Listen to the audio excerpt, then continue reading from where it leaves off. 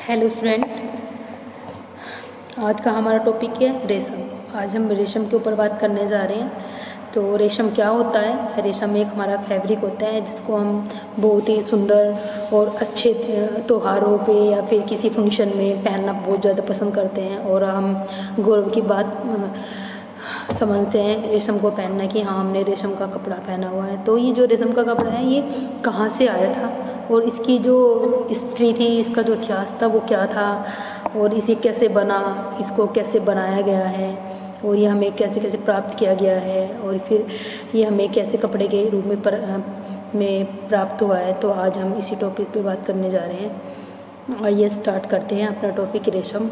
रेशम एक प्रोटीन व जानवर तंतु एनिमल फाइबर है जो शहतूत के वृक्षों पर पलने वाले कीड़ों से प्राप्त होता है। शहतूत जो है एक पेड़ होता है हमारा, जो कीड़ा है, ये कीड़ा हमें उसके ऊपर पालना होता है, फिर उस कीड़े से ही हमें रेशम का धागा प्राप्त होता है।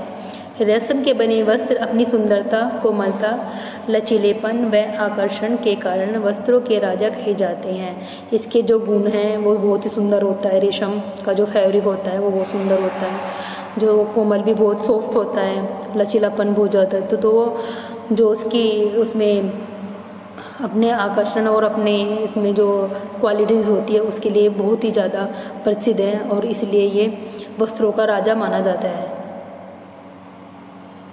विशिष्ट गुणों के कारण ही संसार के समस्त हिस्सों में रहने वाले लोग रेशम वस्त्र पहनकर शान और गौरव की बात समझते हैं।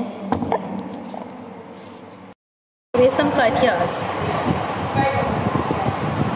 रेशम का जन्म ईसा से लगभग 2500 वर्ष पूर्व हुआ था।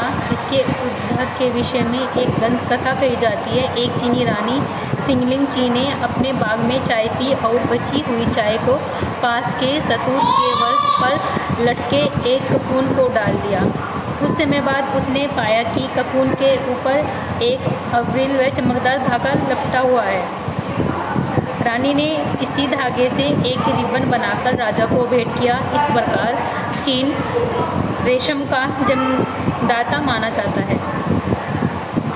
इसका जो जन्म था वो 2500 ईस्वी से हुआ था।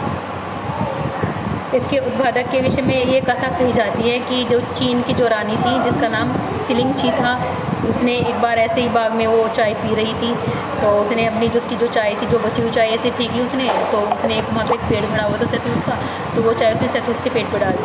उसको पता नहीं था कि ऐसे डाल दी उसने तो नॉर्मल। तो कुछ टाइम के बाद उसने जाके देखा तो वहाँ पे जो वो शहतूत का पेड़ था उसके ऊपर एक चमकदार धागा लपटा हुआ था। तो उस धागे से उसने एक रिबन बनाया और वो रिबन उसने राजा को भेंट किया।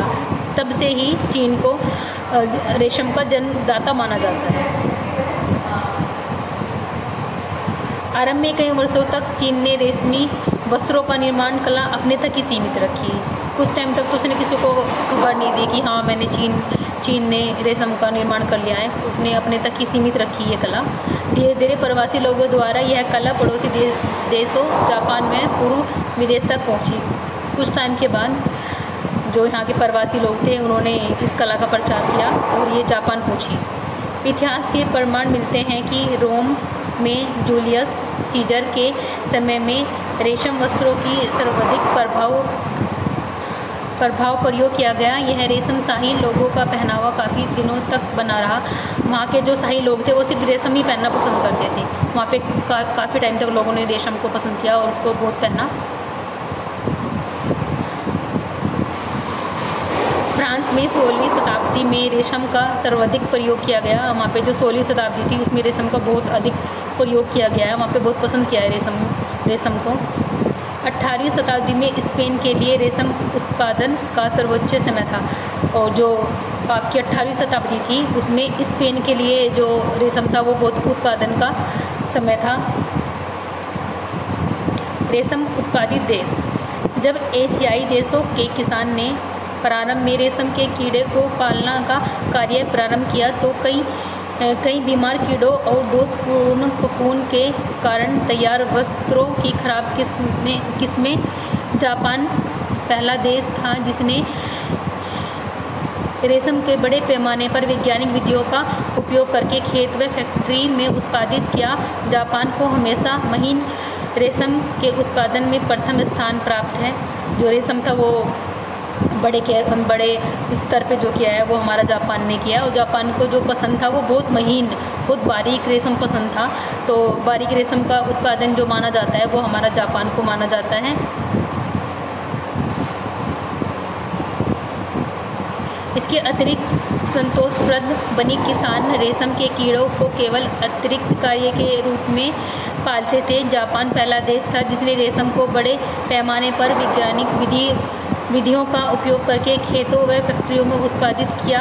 जापान को हमेशा महीन रेशम के उत्पादन में प्रथम स्थान प्राप्त होता है। इसके अतिरिक्त संतोषप्रद उत्पादन करने वाले देश हैं। जो उत्पादन करने वाले देश हैं वो कौन कौन से हैं? वो ये वाले देश हैं: चीन, Japan, Italy, Spain, France, Australia, Iran, Greece और सीरिया। रेशम के कीड़ों को पालने के कार्य में बहुत अधिक देखभाल और अत्यधिक निर्देशन की आवश्यकता होती है। जो उसको जिसके कीड़े पाले जाते हैं उसमें बहुत ज़्यादा उनको देख की ज़रूरत पड़ती है और बहुत सेंसिटिव होते हैं, उनको बहुत देख की ज़रूरत पड़ती है। और कोकून से प्राप्त धागे की रील को लपेटने का कार्य केवल कुशल कारीगर ही करते हैं। संभव रेशम के कीड़े पालने कई वर्षों पहले जब यह खोज की गई कि तंतु या फिलामेंट जिसमें रेशम के कीड़े का कोकून को खोलकर प्राप्त किया जा सकता है, इससे सुंदर और टिकाऊ वस्त्र बनाए जा सकते हैं। तभी से रेशम के कीड़ों को मुख्यतः रेशम के उत्पादन के उद्देश्य से पाला जाता है। फिलामेंट प्राप्त करने के लिए किए जाने वाले कोकून के उत्पादन को सेरिकल्चर कहा जाता है। शहतूत के पेड़ पर पलने वाले कीड़े की एक विशिष्ट प्रजाति जो कि भारमिक्स मोरो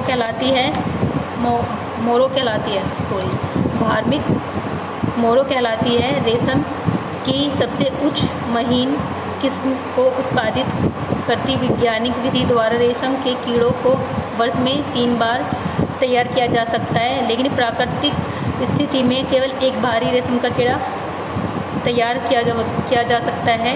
कीड़े का जीवन चक्र जो होता है वो 4 अवस्थाओं में होता है।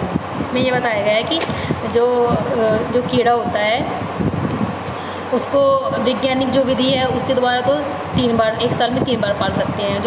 और जो प्राकृतिक विधि है उससे सिर्फ एक ही बार, वर्ष में 1 ही बार पालते हैं।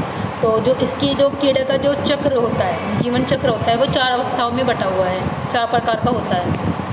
नंबर 1, अंडा, कैटरपिलर, कार्यशील और कीड़ा मादा।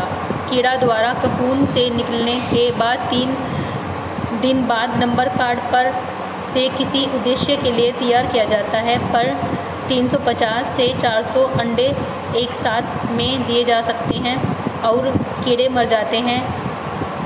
लुईस पचर की खोज के आधार पर कुछ कीड़ों में अनुवांशिक संकरण पाया जाता है, अतः आनुवंशिक यंत्रों द्वारा देखा जाता है और जिन कीड़ों को संकरण होता है उनके द्वारा दिए गए अंडे के कार्ड को जला दिया जाता है। मतलब जो सही होते हैं अंडे वो तो रख लिए जाते हैं, जो ख़राब हो जाते हैं जिनमें संक्रमण होता है तो वो वाले कार्ड जो होते हैं जिनमें हमारा कीड़ा रखा तो वो जला दिए जाते हैं। इस सावधानीपूर्वक वैज्ञानिक विधि के कारण ही जापान द्वारा सबसे अधिक मात्रा में और अच्छे किस्म का रेशम तैयार किया जाता है। इसी वैज्ञानिक जो विधि के द्वारा ही है जो जापान सबसे अच्छा रेशम प्राप्त करने में करता है।